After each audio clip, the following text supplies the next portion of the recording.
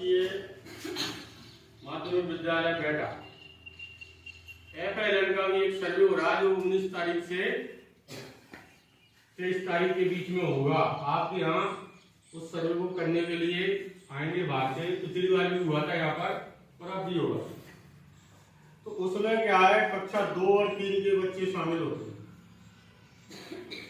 और सर्वे हमारे FI आएंगे, मोबाइल में क्वेश्चन निकालेंगे, आपको उनसे उस क्वेश्चन का आंसर पूछेंगे आपसे, आप जवाब देंगे, तुरंत उसी का आंसर वो वही के वही उस पर डाल दें। यानी पूरा ऑनलाइन एक तरीके का हल्के हाथ जवाब देना है आपको तुरंत के तुरंत और तुरंत आंसर, और ये पूरा ऑनलाइन बांटा डेटा जाता है। उस डेटा के आधार पर आपको और आपके विद्यालय को अंक मिलते हैं, जिससे आपके विद्यालय की ग्रेडिंग होती है, आपकी ग्रेडिंग होती है। तो कक्षा 2 और 3 के बच्चे विशेष रूप से ध्यान रखेंगे और आप भी सर कक्षा 2 और 3 के बच्चों से संपर्क करें, उनको बताएं कि 19 तारीख से 23 तारीख तक कहीं नहीं जाए, उपस्थिति का अपने को ध्यान रखना, ठीक है ना। तो 19 से 23 के बीच में वो FLN का जो सर्वे होना उसमें इन बच्चों को आपको सबमिट करवाना है।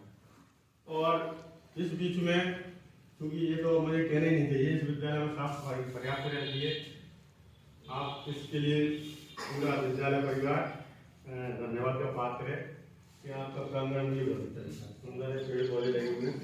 तो एक बार इस बात के लिए आप सब ताली बजाएं। तो ये तो कक्षा 2 और 3 का था। अभी आपको पता है कि कक्षा 5 और 8 की बोर्ड परीक्षा शुरू कर दी है पिछली साल से सरकार ने। यानी पिछली साल आपके यहाँ परीक्षा हुई थी 5वीं की और 8वीं की, तो बोर्ड परीक्षा थी।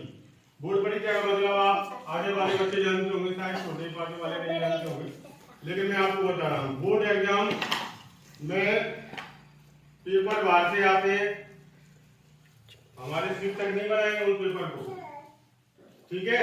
आपकी परीक्षा लेने के लिए भी दूसरे टीचर आएंगे और जहां आपका सेंटर होगा वहां आपको परीक्षा देने जाना पड़ेगा। ये आवश्यक नहीं है कि आपकी परीक्षा इसी विद्यालय में हो।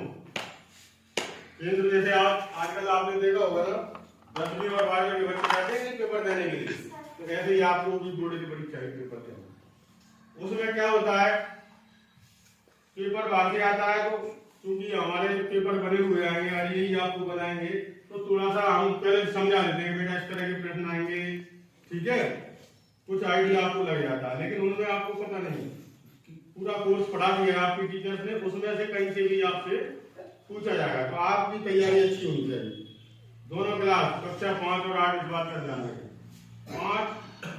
6 फरवरी 2 मार्च से पेपर, 6 मार्च से आपकी परीक्षा, ठीक है। 6 मार्च तक आप रिवीजन कर लें। कोर्स अगर पूरा हो गया है तो अब रिवाइज शुरू कर दें और थोड़ा महत्वपूर्ण प्रश्न जो होते हैं आप अपने सब्जेक्ट टीचर से पूछ लेना, उनमें से आते हैं ज्यादातर, तो उनको विशेष रूप से तैयार करें, ठीक है। तो 5वीं 8वीं के बच्चों को विशेष ध्यान रखना है। क्यों रखना है, आप परीक्षा की कॉपी में लेके आओगे उतने नंबर आपको मिलेंगे।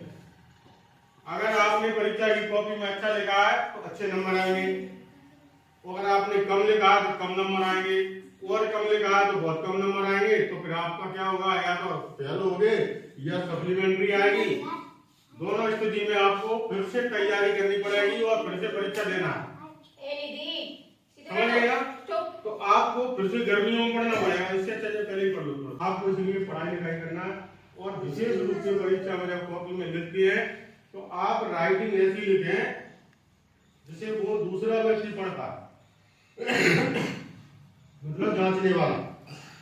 कुछ लोग ऐसी राइटिंग लिखते हैं कि खुद ही लिखते हैं और खुद पढ़ पाते हैं, दूसरा नहीं पढ़ पाता। जब वो दूसरा नहीं पढ़ पाएगा तो आपके क्या होगा, आंसर को काट दिया जाएगा। तो दूसरे जांचने वाले की समझ में आनी चाहिए, ऐसी साफ सुथरी राइटिंग में आपको सबको प्रश्नों के उत्तर लिखना, चीटिंग नहीं करनी है और अपने आप से भरोसा रखिए, जो आता है उसी को लिखिए और निश्चित रूप से आपको सफलता मिल जाएगी। तो ये बात का आप ध्यान रखेंगे, 5वीं वाले और 8वीं वाले। अब बचे कौन से, कक्षा 1 और कक्षा 4 और 6। तो देखिए और 7 आपको भी पढ़ना है, क्योंकि आप इस बार लोकल क्लास में मान लीजिए, अगले साल जो 4वीं क्लास में वो कौन से में आ जाएंगे, 5वें में, और जो 7वें में कौन से में जाएंगे? हाँ। तो अगली साल आपको भी बोर्ड की परीक्षा देनी है, और परीक्षा बोर्ड की हो या लोकल की हो, सब परीक्षाएं समान होती हैं। आता कहाँ से है? जो किताबें हम पढ़ते हैं, ठीक है ना। आपको टीचर पढ़ाते उसी में से आता है। तो 8वीं की किताब हो या 7वीं की हो, बोर्ड हो या लोकल हो, इससे कोई लेना देना नहीं है। सारी क्लासें पढ़ना चाहिए, तभी आप आगे अच्छा कुछ कर सकते हो। केवल ये नहीं है कि बोर्ड क्लास में पढ़ाई कर ली, शेष छोड़ दिया। अगर शेष छोड़ोगे तो जीवन में आपको उतने मिलेगा जितना आपने पढ़ा। जो छोड़ दिए उनका हिसाब से ले लिया जाएगा। क्यों सर? सही है सर। जब आपने इसको पढ़ा ही नहीं है तो वो क्यों मिलेगा? तो फिर क्या करना पड़ता है? फिर आप 12th पास कर लेते हैं। 12th पास करने के बाद फिर क्या करते हैं? कोचिंग के लिए जाते हैं। कौन सी कोचिंग? कॉम्पिटिशन की कोचिंग, जिसमें वही चीजें पढ़ाई जाएंगी जो आपने छोड़ रखी थी। इससे पहले उनको पहले पढ़ लीजिए, इसी क्लास को छोड़ना नहीं, ठीक है? आ गया समझ में? सब अच्छी परीक्षा देंगे, चलिए, और अच्छी राइटिंग में लेके आएंगे। ठीक है, धन्यवाद।